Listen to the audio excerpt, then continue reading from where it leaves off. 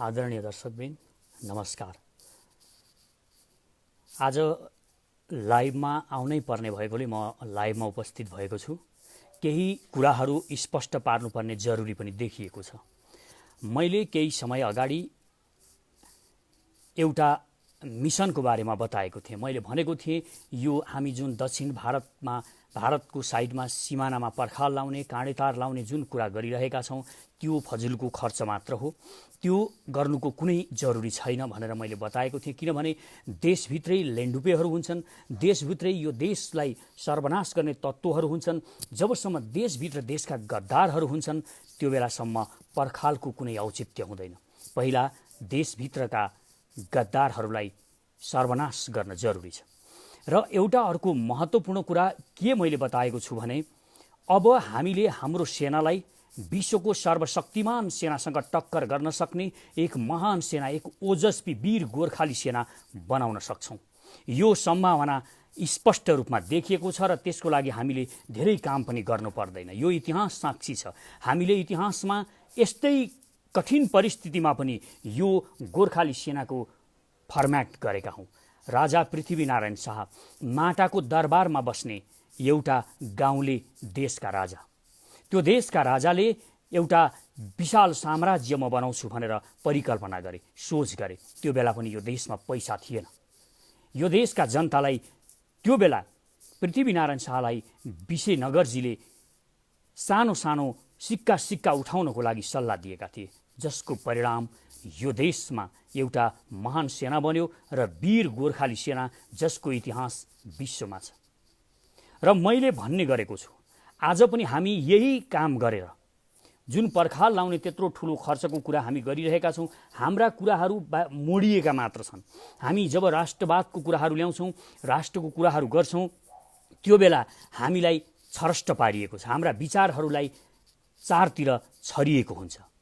यो कारणले गर्दा हामी ठिक ढङ्गले निर्णय गर्न सकिरहेका छैनौँ।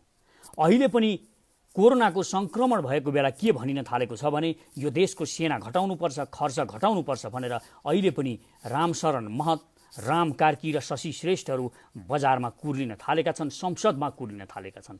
यो नियोजित खेल हो।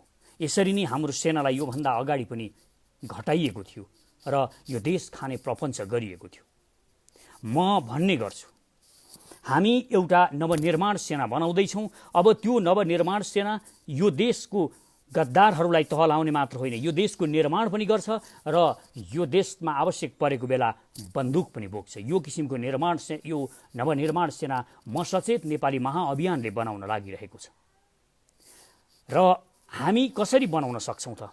अब यो अहिलेको सेना जुन हामीसँग छ यो विश्वको शक्तिमान सेना हो र हामी एक रुपैयाँ उठाएर, हजार उठाएर, लाख करोड उठाएर हामी यो देशको सेनाको लागि हामी शक्तिशाली हात हतियारहरू ल्याउन सक्छौँ। यो सम्भावना छ। त्यसको लागि हामी सबले एक साथ पहल गरेको पनि हुनुपर्छ। यदि हामीले त्यो पहल गरेनौँ, केवल हामी छरिएर रह्यौँ, हामी अरूका कुराहरू, अरूका मिसनमा लागिरह्यौँ भने यो सम्भावना देखिँदैन। मैले यसको लागि 1 करोड रुपियाँ म मेरो खातामा राख्छु र संसारभरिका जनताहरूले पनि त्यसमा पैसा राख्नुहुन्छ र हामी त्यो पैसाले हतियार किन्छौँ भन्दा धेरै मानिसहरूले यो एउटा सनकी विचार हो भने। तर म तपाईँलाई एउटा उदाहरण दिन चाहन्छु।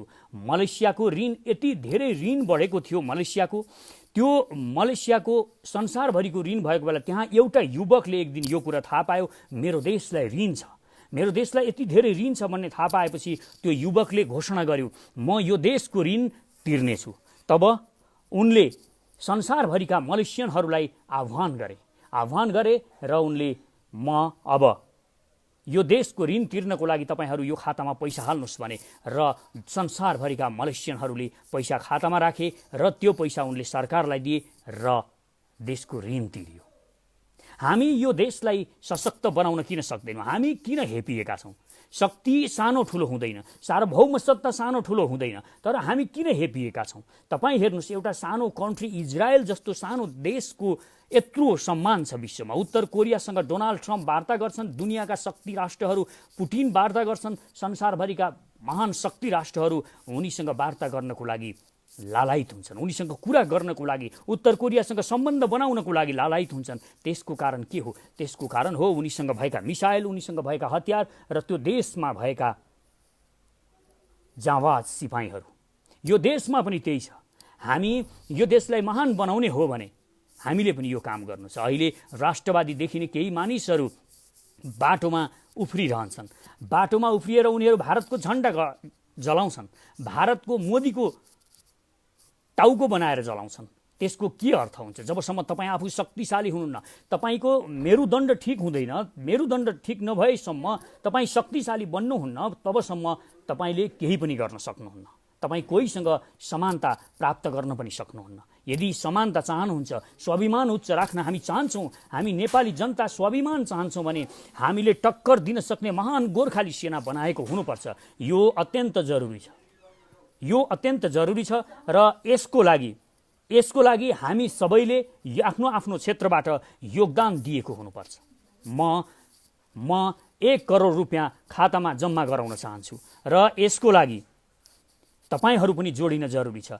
हामी हाम्रो देशको सेनालाई विश्वको महान सेनामा परिणत गर्न सक्छौँ, हामी टक्कर दिन सक्छौँ। हामी यो ठुलो साम्राज्य भनिएको, जसलाई तपाईँ देखिराख्नु भएको छ, यत्रो ठुलो राष्ट्रसँग हामी कसरी लड्न सक्छौँ भनेर भनिएको छ। जब तपाईँ शक्तिशाली बन्नुहुन्छ, तपाईँ लड्नु पर्दैन, तपाईँलाई नलडिकन सबैले सम्मान दिन थाल्छन्, तपाईँको इज्जत हुन थाल्छ, मानिसहरूले तपाईँको इज्जत गर्न थाल्छन्। तपाईँ शक्तिशाली हुनुहुन्न भने तपाईँले कहीँ पनि इज्जत पाउनुहुन्न। यो संसारमा राष्ट्रले होस् या व्यक्तिले इज्जत पाउनको लागि 3 कुराहरूको आवश्यकता पर्दछ। पहिलो कुरा, तपाईँसँग धन हुन जरुरी छ, जस्तो स्विजरल्यान्डसँग धन छ, विश्वका ब्याङ्कहरू छन् स्विजरल्यान्डसँग, र ऊ सेना नभए पनि शक्तिशाली छ, उसको आवाज सुनिन्छ विश्वमा, मानिसहरूले उसको आवाज सुन्छन्, राष्ट्रहरूले उसको आवाज सुन्छन्, किनभने उसँग धन छ। र शिक्षा र स्वास्थ्य पनि राम्रो हुन अत्यन्तै जरुरी छ। जुन देश शिक्षित छ, जस्तो जर्मनी, तपाईँ जर्मनीलाई हेर्नुहोस्, ऊ राम्रो आविष्कार गर्न सक्छ, राम्रो उनीहरूको शिक्षा प्रणाली छ, सबै कुराहरू उनीहरूको योग्य छ। त्यसकारणले त्यो देश जर्मनी विश्वको महान शक्तिशाली देश हो, उसको कुरा सुनिन्छ। र अमेरिका शक्तिशाली छ, अमेरिकासँग हात हतियार छन्, वेपन्स छन्, संसारलाई लिड गर्न सक्ने शक्ति छ, त्यसैले अमेरिकाको कुरा सुनिन्छ। इजरायलको कुरा सुनिन्छ, उसँग शक्ति छ। उत्तर कोरियाको कुरा सुनिन्छ, उसँग पनि शक्ति छ। तर हामीसँग के छ? हामीलाई कसरी सम्मान दिनको लागि हामीसँग के छ? न यो देशका चण्डाल नेताहरूले यो देशलाई स्वर्ग बनाए, नराम्रो बनाए। यति उर्वर भूमि छ, यति सशक्त देश छ, यति महान देश छ, तर यिनीहरूले, यी चण्डालहरूले लुटिकन यो देश खाए, यो देशको सर्वनाश गरिरहेका छन् र हामी हेरिरहेका छौँ। यो पनि गर्न सकेनन्। र एउटा यस्तो सिपाही थियो देशमा, यस्तो गोर्खा सैनिक छ, विश्वलाई लिड गर्न सक्ने, विश्वले मानेको महान चुनौती दिन सक्ने सेना छ देशसँग। तर यो सेनालाई हतियार आजसम्म राम्रोसँगले हतियार दिन सकेको छैन। एउटा हतियार किन्नु पर्यो भने भारतसँग लुगलुग कामेर बस्छन् यिनीहरू। यस्तो देशको नेता तपाईँले जबसम्म पाउनुहुन्छ, तबसम्म यो देशको केही भलो हुनेवाला छैन। त्यसकारण म महान नेपाली जनताहरूलाई आह्वान गर्न चाहन्छु, आउनुहोस्, म सचेत नेपाली महाअभियानमा जोडिनुहोस्। हामी जोड्यौँ, हामी एक हुन जरुरी छ। अब हामी एक भएनौँ भने हामी सर्वनाश हुन्छौँ। हाम्रो सर्वनाश अब धेरै पर छैन, हामी जोडिनु अत्यन्तै जरुरी छ। कतिजनालाई भन्ने गर्छन्, कति मानिसहरूले यो उत्तेजक कुरा भएन, हामी भारतसँग लड्न सक्छौँ। हामीले जुन दिन भारतसँग लड्नको लागि बन्दुक पड्काउनेछौँ, जुन दिन हामी भारतसँग लड्नको लागि तोप पड्काउनेछौँ, त्यो बेला के हुनेछ यो कुरा तपाईँले कहिल्यै सोच्नु भएको छ? यो कुरातिर तपाईँहरूले कहिले विचार गर्नुभएको छैन र भनिरहनु भएको छ ठुलो देश छ, हात्ती छ। हेर्नुहोस्, एउटा कुरा, हात्तीलाई हान्न एकदम सजिलो हुन्छ। हात्तीलाई एउटा बच्चाले पनि हान्न सक्छ। जब एउटा बच्चाले पनि ढुङ्गा हान्छ भने हात्तीलाई लाग्छ, तर एउटा खरायोलाई बच्चाले हान्नको लागि निकै मेहनत गर्नुपर्छ, निकै एक्सर्साइज गर्नुपर्छ, निकै अभ्यास गरेपछि मात्र हान्न सकिन्छ। एउटा खरायोलाई हान्न सक्छ। त्यसकारण यो कुरामा सदैव विचार गर्न जरुरी छ। हामीले ठुलो छ, शक्तिशाली छ भनेर केही नगरिकन चुप लागेर हाम्रो सार्वभौम सत्ता सुम्पन सक्छौँ? हामी यो सुम्पन सक्दैनौँ। यो देशको सार्वभौम सत्ता हामीले जोगाउनको लागि हामीले हतियार उठाउन जरुरी छ। पर्खाल लाएर यो देशको समस्या समाधान हुनेवाला छैन। यो देशका लेन्डुबे नेताहरूले, चण्डाल नेताहरूले गाउँ गाउँमा विदेशबाट बिहारीहरूलाई बोलाएर नागरिकता दिनेछन्। तपाईँ पर्खाल लगाएर के गर्नुहुन्छ? मैले भन्ने पनि गरेको छु, ग्रेट वालको कुरा मैले बारम्बार भन्ने गरेको छु। ग्रेट वाल चाइनाले आफ्नो देशलाई जोगाउनको लागि एउटा विशाल पर्खाल खडा गर्यो, तर त्यहाँका गद्दारहरूले, चीनका गद्दारहरूले पर्खाल खोलिदिएर शत्रुलाई देशभित्र छिराए, 3 पटक त्यो पर्खाल नफोरिकन, त्यो ग्रेट वाल नतोडिकन केवल ढोकाबाट छिरेर गद्दारहरूले आक्रमण गरे। अहिले राष्ट्रवादी भनेका केपी शर्मा ओलीको कुरा सुन्दैछु म। काँडे तार लाउने हरे, करेन्ट प्रवाह गर्ने हरे, यो बेकामे फजुलका कुरा हुन्। म बारम्बार भनिरहेको छु, काँडे तार लाएर केही हुने छैन। यिनीहरूले काँडे तार लाए भने पनि तपाईँहरूलाई म स्पष्ट गरिदिन चाहन्छु, यो देशको यो सरकारले, यो लेन्डुपेहरूको नेतृत्व गरिरहेको सरकारले काँडे तार लायो भने पनि हाम्रो सिमाना, हाम्रो जमिन उतापट्टि पारेर यता काँडे तार लाउनेछ। अझ हामीलाई विडम्बना हुनेछ। यो हामीले बुझ्न जरुरी छ। त्यसकारण म देशका जनताहरूलाई आह्वान गर्न चाहन्छु, काँडे तार साँडे तार केही होइन, पर्खाल सरखालको कुरा नगरौँ। हामी सबै एकजुट हौँ। हामी हामीले नै कर तिरेर यो देश चलाएका छौँ। बच्चाले, यो देशका बच्चाले खाने दुधमा सम्म हामीले कर तिरेका छौँ। गरिब जनताले कर तिरेका छन्, देशका सारा मानिसहरूले कर तिरेका छन्। त्यही करले यो देश चलेको छ। यो यिनीहरूले कुर्सी पाएका छन्, मोज मस्ती गरेका छन्, भोग विलास गरेका छन्। त्यो हामीले तिरेको करको कारणले हो। र त्यो कर हामी तिरेर यो देशलाई, यो देशका यी चण्डालहरूलाई पोस्न सक्छौँ भने हामी यो देशको सेनालाई महान र शक्तिशाली सेना, विश्वको टक्कर दिन सक्ने एक महान सेना बनाउन किन सक्दैनौँ? हामी त्यो बनाउन पनि सक्छौँ। त्यसकारण हामी एक रुपियाँ उठाउनेछौँ। संसारभरिका नेपालीहरूलाई म आह्वान गर्छु, तपाईँहरू जोडिनुहोस्, आउनुहोस्, म सचेत नेपाली महाअभियानमा जोडिनुहोस्, हाम्रो नवनिर्माण सेनामा जोडिनुहोस्। यो नवनिर्माण सेना यसरी हामीले यसलाई प्रस्तुत गर्नुपर्छ, यसको फर्मेसन यसरी गर्नुपर्छ कि यो कोदालो पनि बोक्नेछ, भोलि परेको खण्डमा यसले बाटो खन्नेछ। जब हामीले चाहेको जस्तो सरकार यो देशमा आउनेछ, यी लेन्डुपेहरूलाई हामीले जब भुइँमा पछार्नेछौँ, यी दलालहरूलाई हामी भुइँमा पछार्नेछौँ र हामीले सोचेको जस्तो एउटा जनताको सरकार आउनेछ, त्यो बेला हामी सब मिलेर एउटा यस्तो सेना र यस्तो विकास गर्नुपर्छ कि हामी गर्न सक्छौँ। यो धेरै पर छैन, धेरै टाढाको कुरा मैले गरिरहेको छैन। त्यसकारण म सारा संसारका नेपालीहरूलाई जोडिनको लागि आह्वान गर्छु। पहिलो कुरा हो, जोडिन आवश्यक छ। हामी छरिएका छौँ, हाम्रा आवाजहरू छरिएका छन्। यो देशलाई हाम्रो आवाज, एकीकृत आवाज, एउटा बुलन्द आवाज, चट्टान जस्तो आवाजको जरुरी छ। र म फेरि पनि जोड्न चाहन्छु, तपाईँले दुर्गा माताको सृष्टि कसरी भएको थियो तपाईलाई थाहा छ? दुर्गा जब जन्मिन्, जब दुर्गाले शरीर पाइन्, जब उनले सहस्र हातहरू पाइन्, तब दुर्गाले जन्मने बित्तिकै, आफूले शरीर पाउने बित्तिकै, सहस्र हातहरू पाउने बित्तिकै भनेकी थिइन्, अहम दुर्गी, अहम राष्ट्री, म दुर्गा हुँ, म राष्ट्र हुँ। उनले पहिलोचोटि भनेकी थिइन्। म किन राष्ट्र हुँ भने मलाई भगवान शिवको डमरू प्राप्त छ, पाशुपात शास्त्र प्राप्त छ, मलाई ब्रह्माबाट मलाई वेद प्राप्त छ, मलाई कुबेरबाट धन प्राप्त छ, मलाई विष्णुबाट चक्र प्राप्त छ। त्यसैले म राष्ट्रिय हुँ, म दुर्गी हुँ। तपाईहरू सब हामी भनेको, म तपाईहरूलाई भन्छु, म सचेत नेपाली अभियान भनेको अब दुर्गा बन्न चाहन्छ। यो देशको रक्षाको लागि महाकाली बन्न चाहन्छ, काली बन्न चाहन्छ। यो देशको सेनालाई सशक्त बनाउन यो अति नै आवश्यक छ। त्यसकारण अब दुर्गाले जसरी भन्नु परेको थियो, तपाईँले एक रुपियाँ उठाएर यो देशको लागि, यो देशको शक्तिको लागि, यो देशको दुर्गाको लागि तपाईँले अब डमरू दिनुपर्छ, तपाईँले ज्ञान दिनुपर्छ, तपाईँले धन दिनुपर्छ, तपाईँले नै सबै कुरा दिनुपर्छ। तपाईँ कुबेर हो, तपाईँ नै सबै कुरा हो, हामी जनता नै सबै कुरा हो भन्ने कुरा हामीले महसुस गर्नुपर्छ। कोही नेता बनेर केही हुनेवाला छैन, एउटा नेताले यो देश बनाउनेवाला छैन। तपाईँले मलाई नेता मान्नुपर्ने केही जरुरी छैन।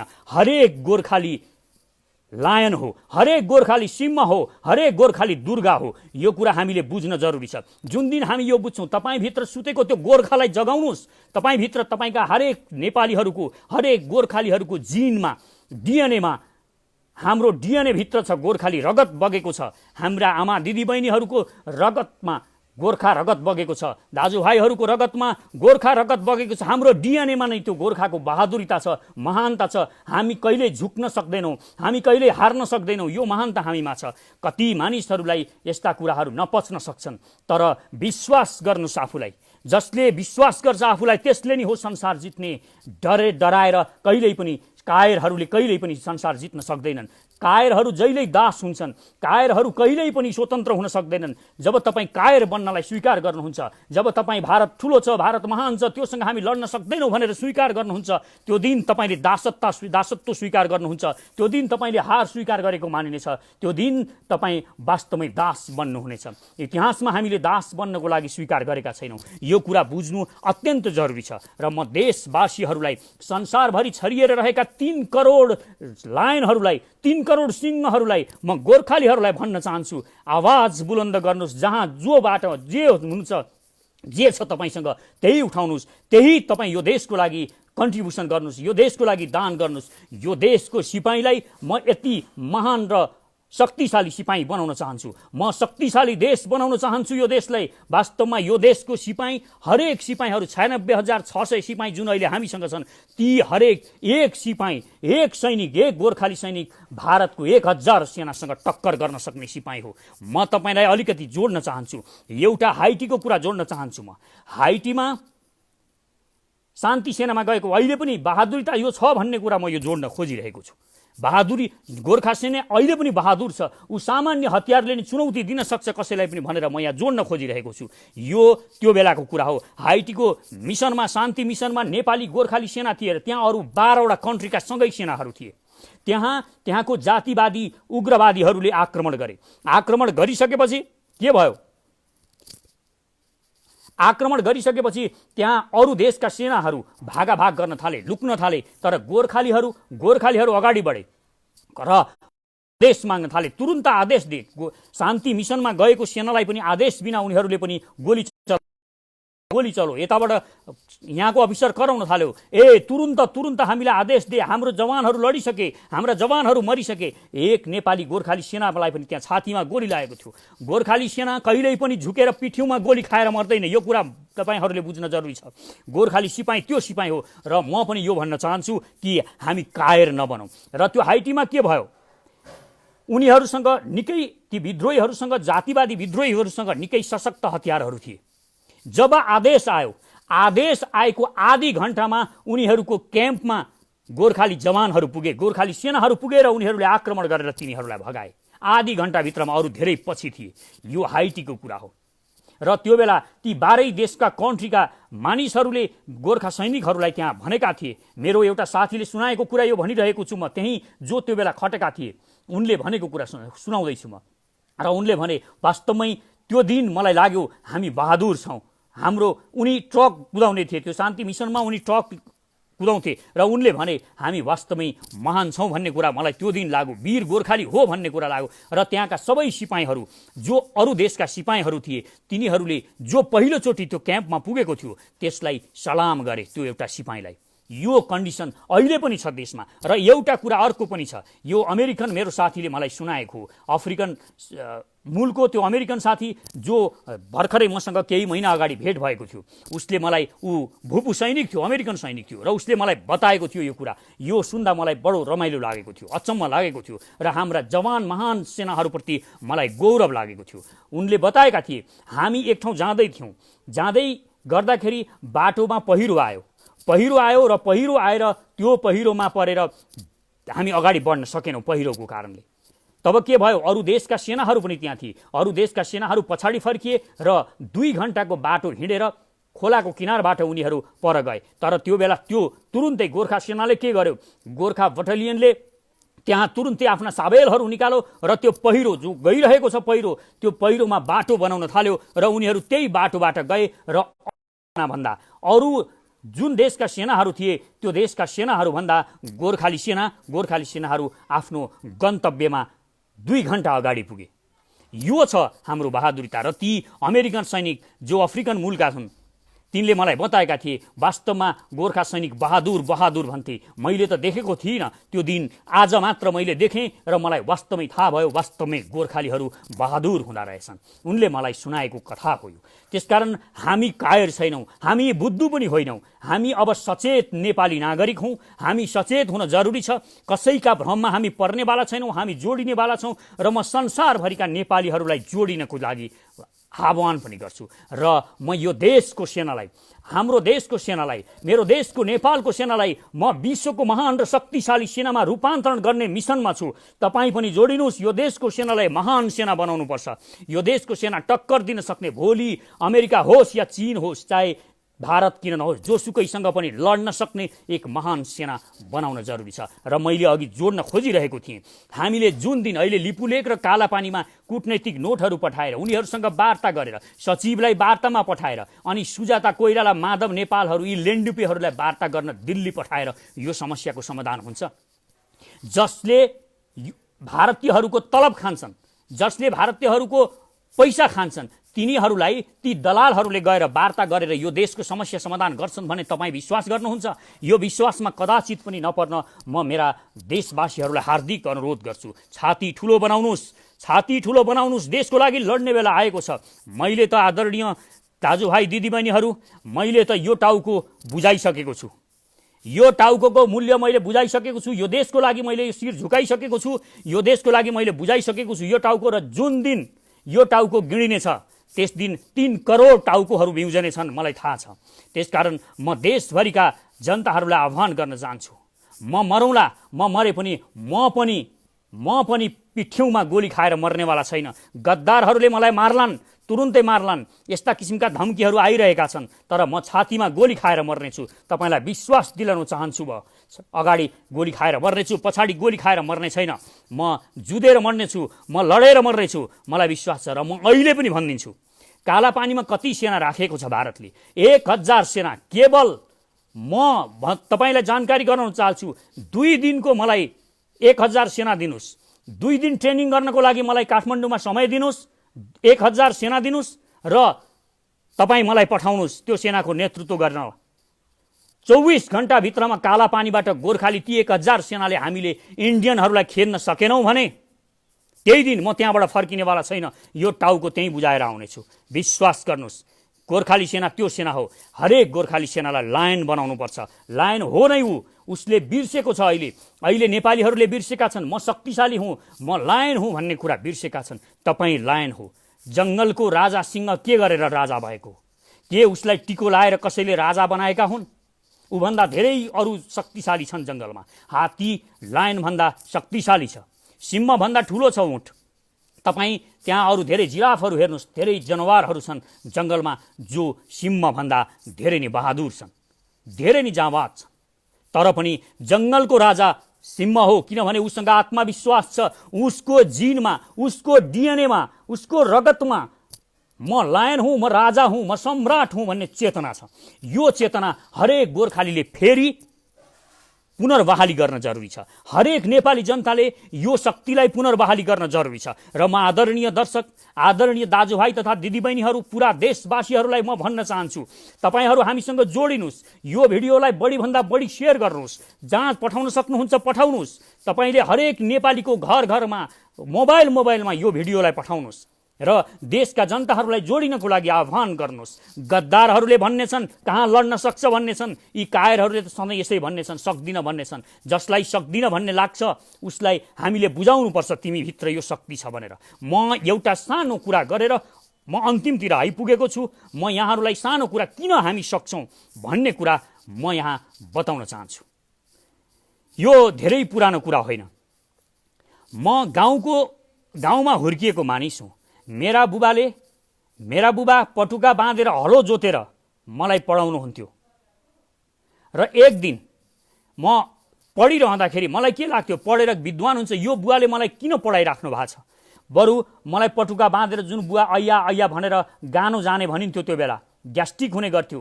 हलो जोतिरहनुहुन्थ्यो र हलो जोत्दाखेरि बेला बेलामा मलाई कह चिनाउन आउनु भएको मलाई याद छ। र त्यो बेला मलाई लाग्थ्यो म यो देशको लागि कुनै बेला यो मैले पढेर के गर्छु मलाई थाहा छैन, पढ्नुपर्छ बुवा भन्नुहुन्थ्यो। तर मलाई लाग्थ्यो त्यो बेला म ठुलो भएर एउटा राम्रो हली बन्नेछु र म बुवालाई सहयोग गर्नेछु। त्यो बेला मलाई यो भावना आएको थियो। त्यो बेला मलाई थाहा थिएन सबै कुराहरू। र आज हरेक किसानहरूले पटुका बाँधेर पेट खुम्स्याएर गानो गएका किसानहरूले जोतेर खनेर यो देशका मान्छेलाई कर तिरेका छन्। र ती मानिसहरूलाई पोसेका छन् जो यो देश बेचिरहेका छन्। र त्यो बेला जब म अलिकति ठुलो भएपछि एक दिन मेरो एउटा भेट एक सन्यासीसँग भयो र सन्यासीले मलाई, हुन त उनले यसै भनेका थिए होलान्, उनले मलाई भने तिमी करोडपति हुन्छौ।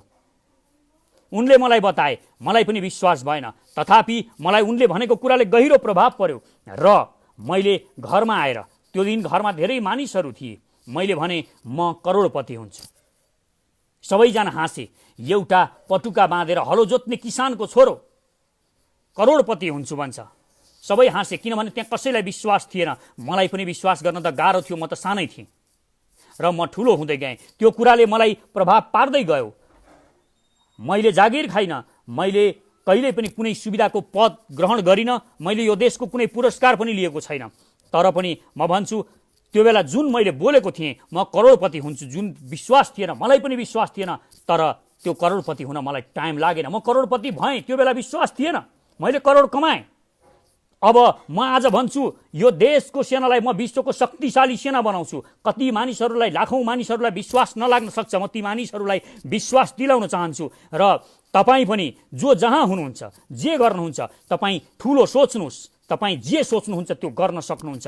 र यो देशको सेना बनाउनको लागि, महान सेना बनाउनको लागि, यो देशलाई महान बनाउनको लागि कलेक्टिभ माइन्ड, हाम्रो सामूहिक सोच एउटै हुनुपर्छ। हामी सबैले सोच्नुपर्छ यो देशको सेना महान हुन्छ, हामी सुपर पावर हुन्छौँ। हामीसँग पनि हामी उत्तर कोरिया र इजरायल जस्तो बन्न सक्छौँ। उत्तर कोरिया भनेको कुनै ठुलो देश होइन, हामीले देखेका छौँ। उत्तर कोरिया भनेको नेपालभन्दा सानो देश हो, इजरायल भनेको नेपालभन्दा 6 गुणा सानो देश हो, ती देश 7 गुणा सानो देश हो। ती देशहरू त त्यति महान र शक्तिशाली बन्न सक्छन् भने यो नेपाल जो जन्मजात महान छ, जो जन्मजात शक्तिशाली छ, यो कसरी महान बन्न सक्दैन। त्यसकारण विश्वास गर्नुहोस्, आफूलाई विश्वास गर्नुहोस्, जोडिनुहोस्। आफ्ना साथी जहाँ तपाईँ हुनुहुन्छ, जिल्लामा हुनुहुन्छ भने जिल्लाका साथीहरू जोडेर जिल्लामा आफ्नो संयोजनमा कमिटी बनाउन थाल्नुहोस्। म तपाईँहरूलाई अनुरोध गर्छु, कमिटी बनाउन थाल्नुहोस् र नवनिर्माण सेनाको एउटा अर्को कमिटी बनाउनुहोस्, जहाँ जवानहरू हुनुहुन्छ, जो युवाहरू हुनुहुन्छ, उहाँहरूलाई नवनिर्माण सेनामा राख्नुहोस् र तपाईँ संयोजन गर्न थाल्नुहोस् जिल्लामा। र विदेशमा भएका, संसारभरि छरिएर बस्नुभएका तपाईँ संसारभरि हुनुहुन्छ नेपालीहरू, तपाईँ दाजुभाइहरूलाई म अनुरोध गर्छु, आफ्नो जुन देशमा हुनुहुन्छ त्यही देशमा कमिटी बनाउनुहोस् र कमिटी बनाएर आफ्नो संयोजनमा तपाईँ काम सुरु गर्नुहोस्। अनि हेर्नुहोस्, केही वर्ष पनि पर्दैन, एक वर्षभित्रमा हामीले यहाँ रूपान्तरण गर्न सक्छौँ, यो देशमा परिवर्तन गर्न सक्छौँ। त्यसकारण हार मान्ने, डर मान्ने कुरा छैन। शक्ति सानो ठुलो हुँदैन, सार्वभौम सत्ता सानो ठुलो हुँदैन। शक्ति हात्ती जत्रो भएर शक्ति प्राप्त गर्ने होइन। अणुबम सानो हुन्छ तर विशाल विशाल पहाडहरूलाई ध्वस्त पार्छ, सहर र नगरहरूलाई ध्वस्त पार्छ। शक्ति कहाँ हुन्छ? शक्ति सानो चिजमा झन् महान र तेजस्वी शक्ति हुन्छ। तथापि पनि हामी सानो छैनौँ, हामी महान विश्वका धेरै ठुला देशहरूमध्येमा पर्छौँ। हामी दुईटा ठुला देशहरूको बीचमा भएकोले मात्र हो यी दुईटा ठुला देशहरूले हामीलाई चेपुवामा पारिरहेका छन्। यो कुरा बुझ्न जरुरी छ। यिनीहरूले मिलिमिली खाएका छन् वरिपरि। तिब्बत खाएको छ मिलेर चीनले भने, यता त्यही तिब्बत खाएको बेला यिनीहरूले सल्लाह गरेर उता सिक्किम खाएको छ भारतले। यिनीहरू मिलेर भोलि हामीलाई च्यात्न सक्छन्, च्यात्ने प्रयास गर्नेछन्। त्यसकारण हामी सशक्त भएर बस्नु जरुरी छ। तपाईको विश्वास, तपाईको शक्ति त्यो बेला आउँछ जब तपाईँ शक्तिशाली बन्नुहुन्छ। एक्सरसाइज गरेर आफूलाई जब तन्दुरुस्त बन्नुहुन्छ तब तपाईले कसैको सहारा लिनु पर्दैन। जब तपाईँ पैसा छ, तपाईसँग शिक्षा पनि छ, तपाईसँग सबै कुरा छ, तर तपाईसँग शक्ति छैन, तपाईँ बुढो हुनुहुन्छ, तपाईको मेरुदण्ड ठिकसँग खडा छैन भने त्यो बेला तपाईँ के गर्नुहुन्छ? तपाईको आत्मविश्वास काम लाग्दैन। देशको आत्मविश्वास, देशको मेरुदण्ड भनेको देशको सेना हो। यो कुरा बुझ्न जरुरी छ। देशको सेनालाई सशक्त बनाउने अभियानमा लाग्नुस् र जो यो देशको सेनालाई कमजोर पार्ने बारेमा बोल्छ, जो यो देशको सेना घटाउनुपर्छ, कम गर्नुपर्छ भनेर बोल्छ, त्यसको मुखमा जुत्ता हान्नुस्। त्यो गद्दार हो, त्यो गद्दारलाई सजाय गर्नुपर्छ।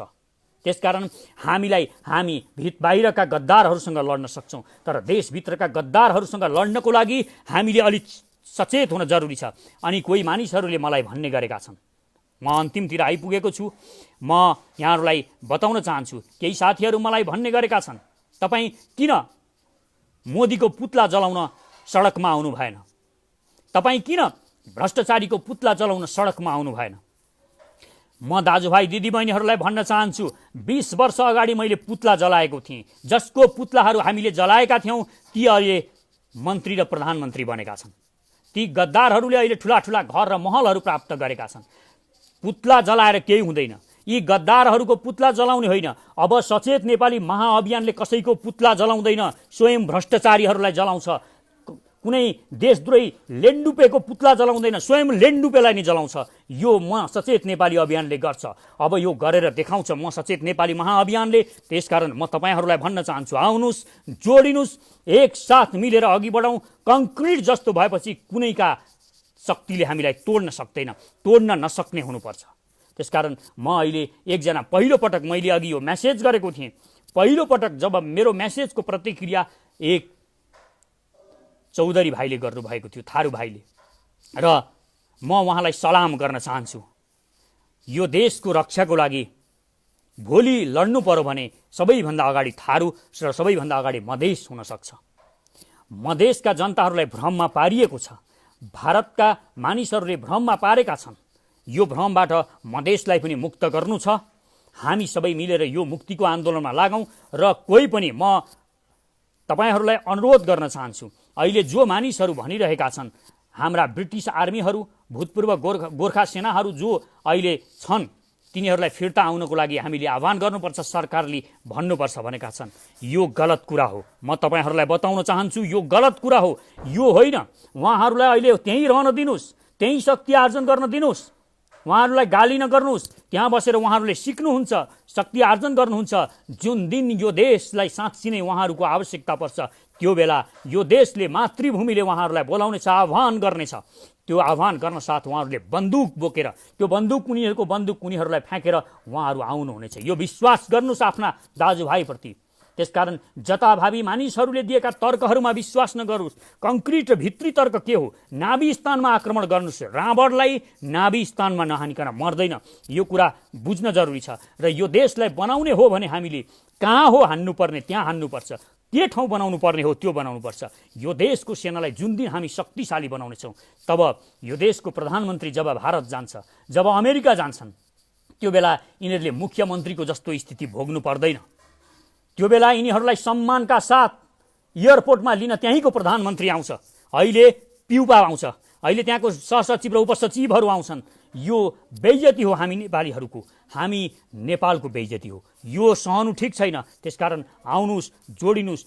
यो देशको सेनालाई जुन दिन हामी सशक्त बनाउँछौँ, तब मात्र हाम्रो पनि सम्मान मिल्छ। धन्यवाद। र आदरणीय दाजुभाइ दिदीबहिनीहरू, यो भिडियोलाई बढीभन्दा बढी सेयर गर्नुहोस्। तपाईको युट्युब च्यानल छ भने युट्युब च्यानलमा काटेर यो भिडियो राख्नुहोस्, यस भिडियो बनाएर हाल्नुहोस्। बढीभन्दा बढी मानिसहरूलाई यो भिडियो पुर्याउनुहोस् र बढीभन्दा बढी मानिसहरूलाई जोड्नुहोस्। जोड्न जरुरी छ। र म बेला बेलामा लाइभमा आउनेछु र चाँडै नै म एउटा निर्णायक कदम चाल्न गइरहेको छु र त्यो निकै नै उत्साहजनक हुनेछ। म यहाँहरूलाई हार्दिक अनुरोध गर्न चाहन्छु र तपाईहरू जो पनि जोडिनु भयो, जसले पनि सहमति जनाइराख्नु भएको छ, म तपाईहरूलाई हार्दिक धन्यवाद दिन चाहन्छु। र मलाई मात्र विश्वास नगर्नुहोस्। म तपाईहरूसँग हात जोडेर बिन्ती गर्छु। हामीले एक नेताहरूलाई, गद्दार नेताहरूलाई विश्वास गर्यौँ, तर यी गद्दारहरूले हामीलाई सधैँ धोका दिए। तपाईँ मलाई पनि पूर्ण विश्वास नगर्नुहोस्। म तपाईँलाई भन्न चाहन्छु, आफूलाई विश्वास गर्नुहोस्, मलाई होइन। तपाईँ आफूलाई विश्वास गर्नुहोस् र कुनै पनि घटनालाई ठिक ढङ्गले आफै मूल्याङ्कन गर्नुहोस्, आफै सचेत हुनुहोस्। दिनमा 1 घण्टा पढ्नुहोस्, संसारलाई बुझ्नुहोस्। 1 घण्टा पढ्नुभयो भने तपाईँले हप्तामा एउटा किताब पढ्न सक्नुहुन्छ। यो कुरा ध्यान दिनुहोस्। र कुनै पिएचडी होल्डर बराबर तपाईँ 4 वर्षमा बन्न सक्नुहुन्छ। अध्ययन बढाउनुहोस्, सचेत नागरिक। अब हामी 2टा कुरा गर्नेछौँ। एक, हामी माफ गर्नुहोस्, सचेत बन्नेछौँ। दोस्रो, हामी यो देशको सेनालाई सशक्त बनाउनेछौँ। धन्यवाद।